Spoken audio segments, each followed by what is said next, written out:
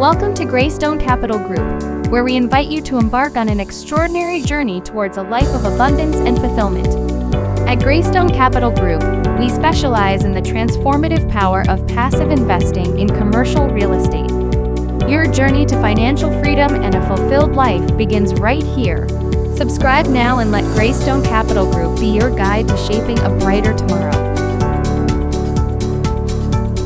Okay, hello everyone, welcome to the show. Today we have a special guest, Mike Zlotnik, or Big Mike. Welcome to the show, Big Mike. Thanks, Jonathan. Thanks for having me. Great. So tell us, how did you get started in real estate, and why do you go into this route?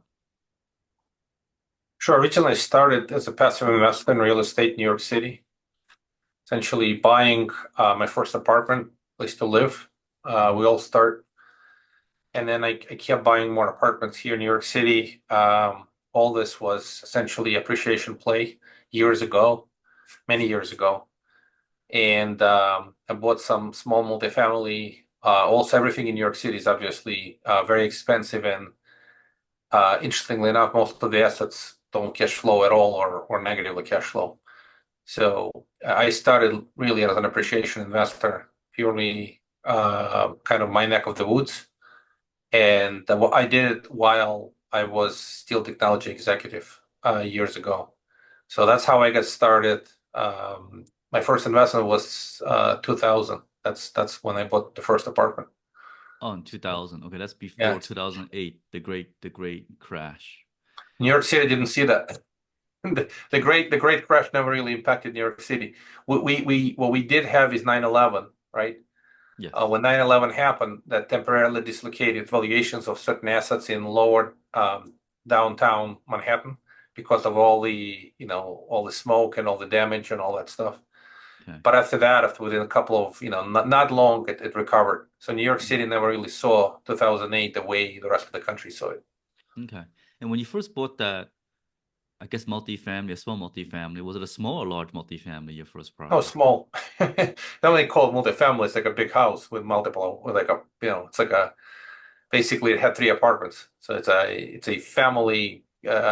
So I bought apartments you buy them in buildings. You have co-op and a condo structure. And then you also can buy small multifamily, essentially houses. They're just technically, 3-family houses, 4-family houses, all that stuff. Okay. And you rent out each room. And, you rent an apartment. You rent out an apartment as its own standalone. Mm-hmm. Now, was it cash flowing or was it negative cash flowing for that? Negative.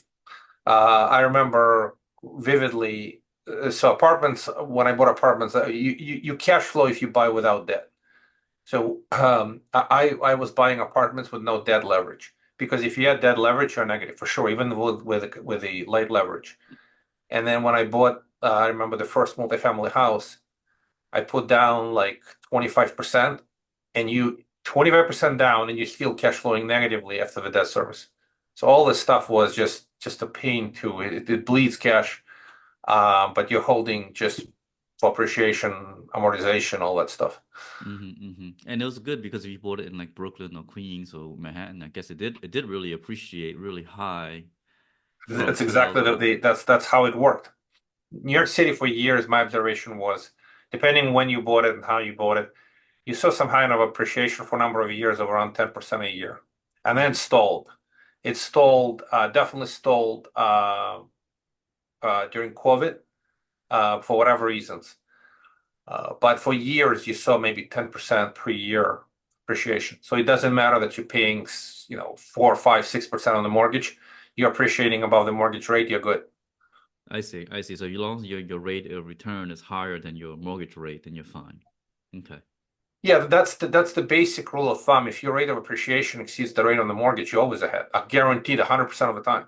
Okay. Yes, that's true. Now, did you keep that? Or you sold that for a small home? That one I sold a few years back. I got a good appreciation, but I got sick and tired of a bleed. Then I had other ones that it was a similar story. You would buy it to flip. Keeping it for a long time, it was just too painful. You make no cash flow. I don't know. I wasn't ready to tolerate the pain for too long with negative cash flow. You just have to essentially buy, flip, move on. That was the game. Many apartments that I bought for cash, I still keep because I don't have the mortgage, and from that perspective, you don't have the pressure of the debt service. Okay. And how long you held that first apartment? Was it 1, 2 years, 3 years? How long you flipped that one? Oh, my very first one, I'm going back probably. This is now, I don't know. I think maybe 3 years, and then I took the money out and I bought a bigger apartment. Okay. And then I also bought a few years later, I think 8 apartments as a package. Okay. So it was just, this is a long, long, long time ago. I'm trying to remember exactly, but I still own a bunch of those apartments that I bought in that eight apartment package. Majority of them I still own, and they Okay. were bought a long time ago, dirt cheap, and it's almost like, why do I want to sell? I really don't feel like I need to sell. Yeah, especially you had it for a long time and you paid it off, then you're fine. Then you're then those are legacy holds. They're not like a temporary 5 year hold like syndications. Okay. Well, you can argue this, right? So the best way to think about this, uh, you ask the question, when is the right time to sell, right? So you have to think of it. You have to think of the problem when you don't have to sell. So you're selling it from a position of strength, number one. Number two, are you selling it in the right market, right? And number three, what else are you going to do with the money? So if you sell to just take a profit with no plan to redeploy the money, that doesn't make sense to me. Mhm. So I would need to find another really good deal to take the cash from there and redeploy into something else. Right. If that's the case, then the best way to think is like this. If you execute value as strategies, and you can increase value significantly, you could buy cheap, you can do whatever innovations you need to do, and then sell. Your effective rate of return on that during that time is very high.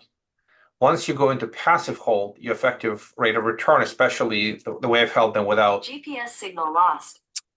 without the debt service, it was really a very slow play. So are you in a fast mode or in a slow mode? If you're in a fast mode, you have to flip, go pick up a better deal and move on. If you're on a slow mode, and slow, by the way, slow mode doesn't mean bad. It just means you don't need to maximize your rate of return. You're Mhm. perfectly happy with whatever rate of return the market is giving you. Right. And that you're just basically holding for light cash flow and light appreciation. So your target rate of return on that money is significantly less. So if it's your own money, you don't have any investors, you don't have to stress, then you're good. Yes. Yes. Yeah. So that's why something I have a legacy hold in New Jersey where I grew up and I like having that cash flow because we paid it off and it's a legacy hold. Small condo.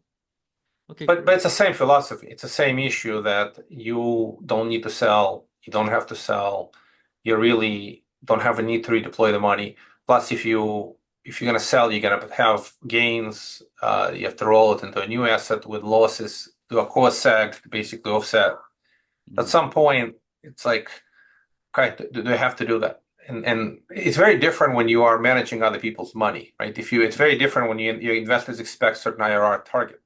Yes. Then you Yes. have to go into active mode and you have to really think about what's the time whole period to hold. Because most of the investors are not there with you forever.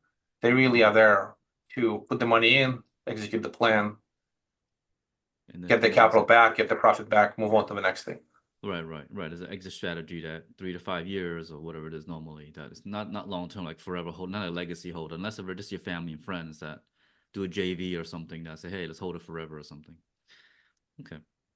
Well, that's good, Mike. That's good. I'm glad you got into that. And then how did you get into syndication from how did you move that to syndications? Well, I transitioned to real estate full time in 2009. Not really trying to time the market. It just kind of happened. I was tired and burnt out from the technology work. And again, not to say anything negative at all. I actually really love my career. I had a successful career. I worked with great people, but I was burnt out. I was just tired from having 40 people report to me, running multiple departments, having a lot of responsibility. having to deal with these issues. I want to call 24/7, but significant amount of time. I was just ready to move on. So 2009, I was burnout, done with technology work. I had a successful career, and I kind of just was coincidental, and we got into funding. 2009, my actually friend was also a technologist like me. He started original Tempo funding, and he never ran it. He literally just said, "Hey, I started this. I learned about the thing called short sales, and his idea was to fund short sale flips. He knew a bunch of people who needed funding to go buy a short sale property for one price, and then market it while you own it. Sorry, market it while you don't even own it. You have a contract to buy it, and get a buyer for a higher price, and the banks usually approve short sales at a reduced price, and then you can just flip the contract through double closing. So originally, Tampa Funding was started to fund the short sale flips. So Oh, this is okay. far cry from syndications. I'm just going back. So Yeah. we started to fund short sale flips 2009, 10, 11, and then we got into a lot of lending on fix and flip projects where you couldn't flip immediately, you had to hold it for 3 months, 4 months, etc. So that's what we've done for many, many years. And then passively, I was just kind of investing myself into multifamily and other deals. And 2017, had enough of the commercial real estate investing experience, I decided to launch our first fund. So we launched a fund that to invest in commercial real estate deals. Okay. And we were not doing syndications directly. We were literally running a fund that was investing into a lot of deals as an LP. Oh, okay. Okay, so you So the did kind first of fund of experience heavily running volume in commercial syndication space was 2017 okay. through starting a fund and then investing into a lot of deals, not being a co-GP, but more of an LP with the right type of folks that we like. Right. So you did a fund to fund model where you're an LP, essentially. Yes. Yeah. So it was a fund to fund model, and we're still running the fund today, and we're running other funds in a similar manner. So we did move to syndications over the years. We did like the idea of being, let's call it, a general partner or a limited partner with some custom terms as you write bigger checks over the years. But the concept to operate actively, feet in the ground, whatever city, town you're at. I'm in New York City. I'll fly to Detroit. I'll fly to Indianapolis. I'll fly to Tampa. Right? I'll be there. I'll visit. But day in and day out, you need a partner who has feet in the ground, who's operating the asset. So from our perspective, we want to be a capital partner in a lot of these deals, not necessarily an active everyday partner, dealing with tenants and toilets. Yes, yeah, that's good. That's good. That's good because then you can get more deal flows and it's easier in that sense because it's hard to find deals. First of all, someone wants to be an operator. It's very hard to find. It's very competitive. It's hard to find deals, and you need a good team to execute it correctly and really strong. So it's a very difficult. It's very hard to do. You need a lot of experience in that and as an operator. So then, Yeah, I agree, and that's why we actually very much like partners who have their vertical integration in any given city or cities, where they. What I don't like is when people sit in Phoenix and they buy deals in Atlanta. yeah, There are exceptions, of course, to certain asset classes where you can buy like that with great success, but multifamily it ain't that. I'm just using that as an example. I've seen that a little bit more in storage success, some industrial, some open air shopping. Multifamily is a lot more hands-on with a lot of renovations heavy. So that you better, if you're doing work in Atlanta, you better have partners in Atlanta. You better be yourself in Atlanta. You better have ability to source deal flow. I'm just throwing yeah, that concept. yeah, So the deal flow is hard, and the deal flow, you gotta have relationships with brokers. You gotta have relationship literally with owners. You get to know them, and ultimately, when they're ready to sell, you want to be the first person that they call. So that takes years to build, and you can't do it by shopping 20 different markets. You never get to know those people well yeah, enough. That's why yeah. vertical integration is a lot more is a preferred approach versus Yes. people who are low on the map. Yes, yes, of course. Yeah, that's correct. Great. So then you create this fund, and I guess how big is your fund these days, and how much can you raise from your investors, you think, in your fund? Means that we wound up raising multiple funds, series of funds. Most of our funds are around 25 million. There's no right or wrong number. Okay. Why 25 million? There are reasons. Sometimes I go back and I think about your average investor size and then your number of investors you get in a fund. So there's no hard reason for the fund to be a certain size. But if you run fund of funds model, you're sort of limited to 100 investors. And if your average investor is 250,000, then you have a probably maximum size that you can really keep 25 million. But you can run the next fund, and you can run the next fund, and you can run the next fund. Right. So the concept is a little different for different operators. So if you're running a self-storage fund, you have no limitation. You could get 1,000 investors. For fund of funds, you're limited. If you're a lender, you have no limitation. These are technical issues with the fund of funds model where you can't exceed 100 investors. So from that Right. perspective, there's no right or wrong, but we've done multiple funds. Typically, they all kind of peak at around 25 million for whatever reason. Okay. And there's That's good. nothing wrong with if 25 million. It just happened to take place. Yeah, that's good So to know, Mike. That's good to know because I live in Dallas. I only focus on the Dallas, Texas area. So if it's a good deal, I'll show it to you, see if you're interested in as well. So yeah, happy to chat, but this is a fund of funds model. If you have your own right. model, if you buy multiple assets into funds, you don't have the limitation. It's just I have limitation because of securities laws. You don't have the limitation. You have a limited number of investors, and you can have $200 million fund, even bigger. So Oh, I it's a see. really a function of it's just structuring. Right, Uh, right. Because I'm an operator, I have unlimited because I'm really an operator. You're just a fund to fund, more like a fund manager, essentially. yeah, but I'll tell you over the years, we've discovered there's a place for funds. For some people, it's perfect to be passive in funds. They don't want to be active, and plenty of people fit that model.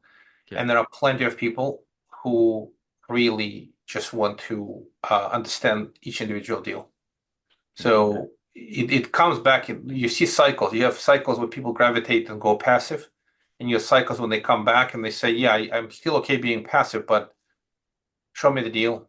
Show me where, what are you buying it at? Show me the value add plan. Show me all the strategy, what kind of depreciation benefits, all kinds of other variables that they want to know before they write a check." So from that perspective, I think today we're recording it late 24. It's back to the individual deals model. And there's another reason. If somebody's in a fund and you take another deal into a fund, they don't need to write you another check, right? Because they're already in the fund. But if you do Right. individual deal, you can, if you are again raising capital, you could show them a new deal and say, "Hey, listen, you are in a fund, but we have a brand new deal here," and you have at least scarcity to. It's pretty common sense, but scarcity drives action. Versus Yes. fund, well, I can invest today, I can invest tomorrow, in a couple of months. So Yeah, it's yeah. a little So different. so for me, I decided to do deal by deal because I analyzed the fund model and I analyzed the single asset. And a lot of people who done this the fund, from talking to them, and also the bigger ones like Joe Fairless and some bigger ones, they go back to the individual asset model because first of all, it's hard to source deals consistently, really good deals that fund manager would like to invest in. And number two, I think investors want to see it and touch it and maybe even like drive by it outside to see how it looks like. So if I have one in Exactly. Dallas, I said you're welcome to go look at it outside and ask me any questions and I can show you everything about it, right? So I think that's a lot easier to sell than just a blind fund that originally I was thinking of, but I realized I'm gonna back off the blind fund because it's much harder to raise too, to be honest with you, especially when there's nothing inside. It really, the truth of it is everything you said is absolutely true. Mm. For majority of active investors or semi-active or people who have whatever their preferences, individual deals. I agree with you 100%. But we also have investors whose preference is just two funds. They literally they want to diversify. They want the funds to diversify for them. They just want to get passive income. They don't even want care. That they don't want to know any of that stuff. Where is it located? Oh, you got in the funds assets in 5 markets. That's wonderful. Just send me the check. Keep my life simple. So my observation is, we're doing both. We're still raising capital into our funds for those who want to be in the funds, and then we are working on one-off deals for the reasons exactly the way you described it. So that continues to be. Okay, that's good. That's good, because I was just wondering from your side, because like from my investor, it was kind of like difficult to say here's a new established fund, but we can identify it. It's not here yet, and it's kind of hard to get that to get them to say yes, because there's nothing in there right now. So I said maybe until we get the deal or something, we'll show you something or something. So I'd rather just do like individual and we get it done, and then we do the normal process basically. Yeah, there's all kinds of ways. I've seen people do a few individual deals and they merge them into a fund. I think having both helps, because for some people they like taste different. Somebody likes the I fund, see. somebody doesn't, and then you I really see. can't fix it. I see. Okay. Good. Well, good. So you've been doing it for a long time now, and you've been doing this. Great. So how people can reach out to you, Mike? They want to talk to you and about your fund. So it's easy, right? As you when you introduced me, most people call me Big Mike, right? And literally I run a podcast called Big Mike Fund Podcast. It's cheesy, it's simple. It didn't have to get creative. And when I launched the podcast, just I was known as a Big Mike, and you're a fund manager. Yeah. So the website is bigmikefund.com. It's that easy. If you misspell it, you forget the D at the name, and you go to the bigmikefund.com.